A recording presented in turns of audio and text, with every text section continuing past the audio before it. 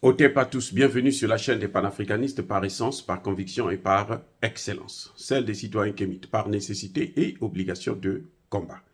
Nous sommes une chaîne qui n'est guidée que par nos ancêtres et rien que par les ancêtres qui appartiennent à l'égrégore du monde noir. Par conséquent, nous ne croyons en aucun dieu venu de l'étranger. Toutefois, cette vidéo n'est aucunement destinée à inciter à la haine ou à la violence, car nous menons un combat qui est d'abord et avant tout spirituel, intellectuel et démocratique. Ensuite, il est politique, géopolitique et géostratégique contre l'impérialisme, le colonialisme, le néocolonialisme et l'endocolonat, qui sont tous qualifiés de crimes contre l'humanité. Nous menons ce combat sur la base du principe fondamental que nous avons hérité de nos ancêtres kémites, qui est celui de la Mahat, c'est-à-dire solidarité, vérité et justice. Vous êtes donc en droit de connaître la vérité et nous avons l'obligation de vous dire la vérité, rien que la vérité, afin que justice soit rendue au continent africain. Et ça, c'est notre modeste contribution dans cette noble lutte en faveur de la souveraineté, la dignité, la solidarité et l'unité africaine. C'est exactement ça que nous appelons le panafricanisme. Bien-aimés frères et sœurs, les soldats français en Afrique ont un ticket aller simple. Ils n'ont pas un ticket aller-retour. Le ticket retour, là, c'est lorsqu'ils meurent dans le combat, lorsqu'ils meurent pour la protection des intérêts de la France, lorsqu'ils se font assassiner par leurs collègues français. Parce que pour justifier qu'ils sont en train de mener la guerre contre le terrorisme, de temps en temps, ils en tuent un ou deux. Et puis, on prend les cercueils, on amène. C'est ça, le retour, le ticket retour. Mais sinon, ils n'ont pas de ticket aller-retour. Le ticket, c'est aller simple. Pourquoi je dis ça? Vous avez vu quand Barkhane est venu, 5000 soldats. Ils ne sont pas revenus en France. Quand le Mali a dit non, stop, ne venez plus ici, on ne veut plus vous voir ici, repartez, ils ne sont pas repartis en France.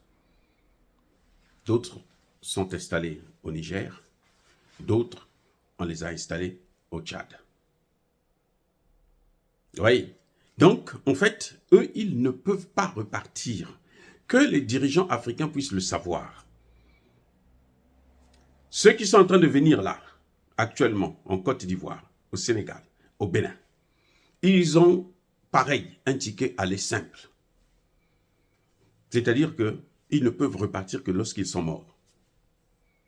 S'ils ne sont pas morts, ils ne peuvent pas repartir. Et quel est leur rôle? Le rôle de ces soldats-là, c'est d'infiltrer, d'injecter, de propager le terrorisme dans le golfe de Guinée.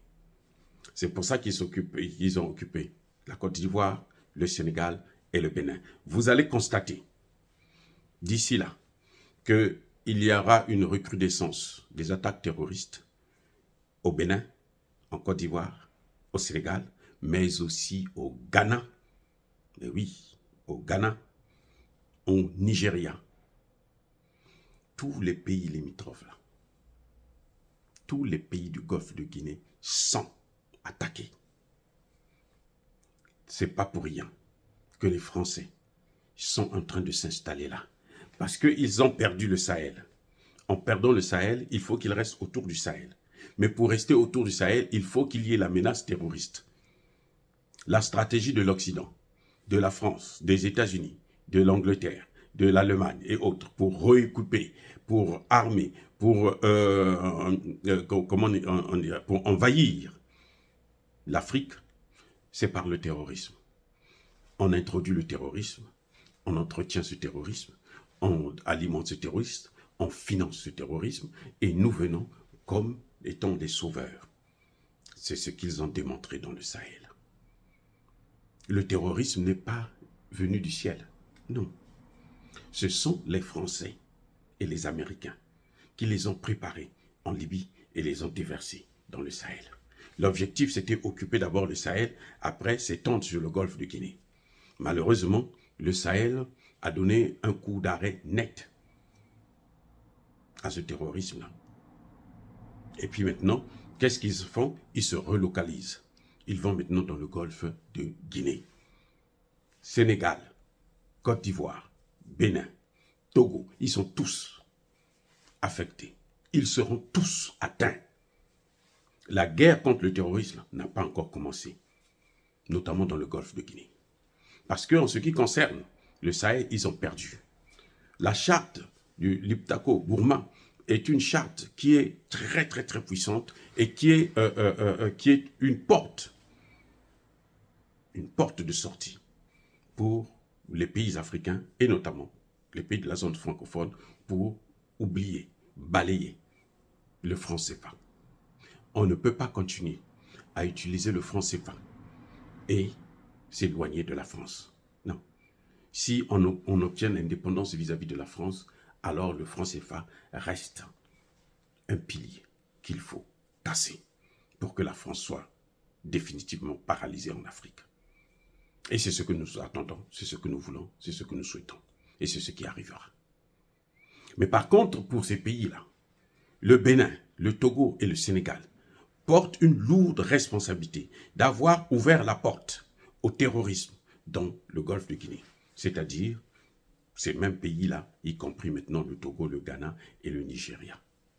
Voilà ce qui est en train de venir. Voilà l'avenir que Macky Sall, Patrice Talon et Alassane Ouattara offrent à l'Afrique. Oh, bien-aimés frères et sœurs, je reviens encore sur ce sujet. Pourquoi ces soldats ont un billet aller simple? Parce qu'ils n'ont rien à faire en France. Il n'y a pas de guerre en France. La guerre, oui, elle est revenue en Europe, en Ukraine. Les Français n'ont jamais envoyé, officiellement en tout cas, officieusement oui, mais officiellement ils n'ont jamais envoyé des soldats. Pourquoi avoir une armée et pourquoi l'entretenir? Puisqu'ils n'ont pas de guerre. Ils ne connaissent pas la guerre. Ils sont tous unis dans l'Union européenne. Ce sont tous des frères. Donc, ces soldats sont préparés pour l'Afrique. Il y a un homme politique, plutôt un général français, qui disait que l'armée française ne peut plus faire des guerres de haute intensité. Elle est faite seulement pour des missions d'expédition en Afrique. C'est ça. Et c'est ce qu'ils sont en train de faire. Parce que si la France garde ses soldats, eh bien, il leur faut l'argent pour payer des soldats qui ne servent à rien, qui ne font pas la guerre, qui sont cantonnés dans leur camp et puis qui n'apportent rien au pays.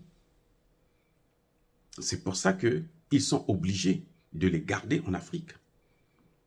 Parce que quand ils sont en Afrique, qui paye la facture? Mais c'est bien l'Afrique. Ce sont les pays africains qui payent.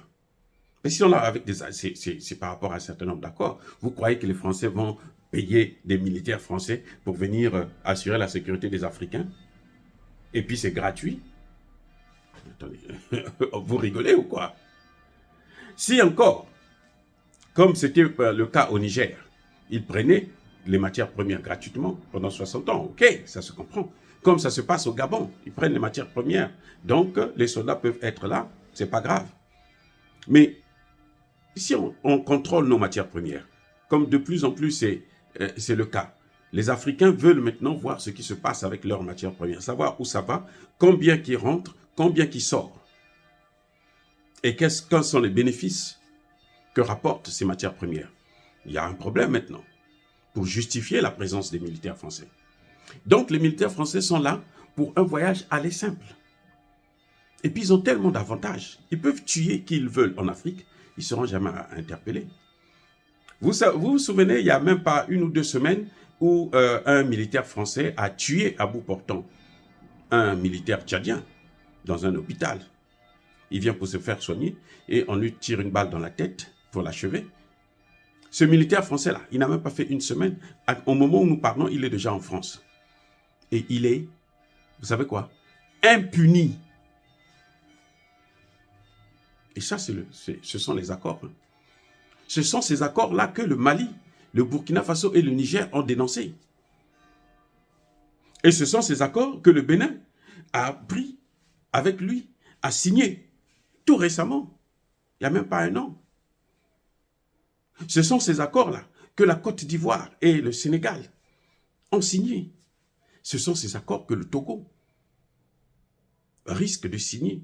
si le président Eyadema ne regarde pas les choses avec un peu plus de sérieux. Faire venir les soldats, c'est très bien. On va dire que l'armée béninoise est puissante, l'armée béninoise est tout. Non, l'armée béninoise est occupée. Le Bénin est occupé par des armées étrangères. C'est ça qui se passe.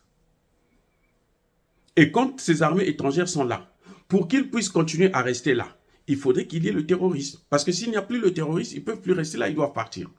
Donc, qu'est-ce qu'ils vont faire? C'est eux maintenant qui vont continuer à alimenter le terrorisme. Voilà pourquoi ils ne peuvent pas partir. Voilà pourquoi ils ont un billet aller simple. Les soldats français là, ils ont un billet aller simple. Ce n'est pas un billet aller-retour. Vous venez, pour un certain temps, vous revenez. Non. Regardez Barkhane, ils sont venus là. Ils ont occupé Tombouctou, ils ont occupé Kidal, et puis se sont assis, ils ont créé la base des terroristes. Et jusqu'à aujourd'hui, l'armée malienne continue à combattre ces gens-là. Ils sont restés là 8 ans, alors qu'ils étaient venus pour quelques semaines. Ils ont un billet aller simple, que les Africains puissent le savoir. Quand ils viennent là chez vous, quand vous acceptez, quand nos pays acceptent là, c'est un billet aller simple. Ils ne sont pas là pour repartir.